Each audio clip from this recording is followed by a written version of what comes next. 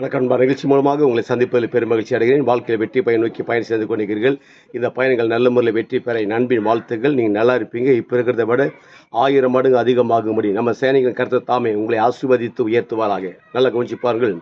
நீங்கள் கடந்து போகிற அந்த பாதைகளில் எத்தனை பொருளாதார நெருக்கடிகள் இருக்கலாம், எத்தனை தேவைகள், பண தேவைகள், பிரச்சனைகள், தொழில் சம்பந்தப்பட்டமாக, எஜுகேஷன் சம்பந்தப்பட்டமாக, விசேஷமாக ஊழியம் சம்பந்தப்பட்டமாக பெரிய ஒரு சபை கட்டி கொண்டிருக்கிறீங்க, சின்ன சின்ன சபை கட்டி கொண்டிருக்கிறீங்க, சபையுடைய கட்டுமா பணி வேலைகள் உண்டு, அதே நேரத்தில் அனைவருடைய வீடுகள் கட்டி கொண்டிருக்கிறீங்க, நிறைய பண தேவை, பொருளை தேவை உண்டு, அடுத்தது திருமண காரியங்கள் இருக்கிறது, இன்னும் எஜுகேஷன் சம்பந்தப்பட்ட காரியங்கள், கடன்கள் அடைக்க முடியாத ஒரு நிலை, மிகப்பெரிய ஒரு நெருக்கடியில் இருக்கிறது, எத்தனையோ பொருட்களை அடகு கடலில் இருக்குது, அதெல்லாம் மீட்டு கொண்டு முடியலன்னு சொல்லிட்டு ஒரு காரியத்தின் மட்டும் பொருளாதாரத்தில் நீங்கள் ஒரு பெரிய சிக்கப்பட்ட நிலையில் இருக்காங்க. சொல்லுகிறேன் பாருங்க, பொருளாதாரத்தை சிக்கிக்கிட்டேன், பொருளாதாரத்தை மாட்டிக்கிட்டேன், பொருளாதாரத்தில் என்ன நெருக்கிக்கிட்டேன்னு சொல்லாதீங்க.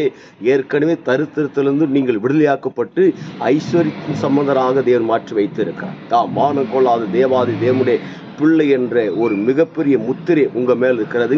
அதில் நெருக்கடிகள் இருப்பது உண்மைதான், கடன்கள் இருப்பது உண்மைதான், செய்து கொண்டிருக்கிற அந்த காரியங்கள், கட்டட பணிகள் எல்லாம் முடிக்க முடியாதபடி இருக்கிறது எல்லாம் உண்மைதான். நான் சொல்கிற மாதிரி, ஆனால் இந்த உண்மைக்கு மேலாக உங்கள் மேலே ஒரு சத்தியம் இருக்குது. என்னென்றால், ஒட்டுமொத்த உலகத்துக்கே நீங்கள் படி அளக்கிற அளவுக்கு ஐஸ்வர்யத்தின் சம்பந்தராக தேவன் உங்களை வைத்திருக்கலாம்.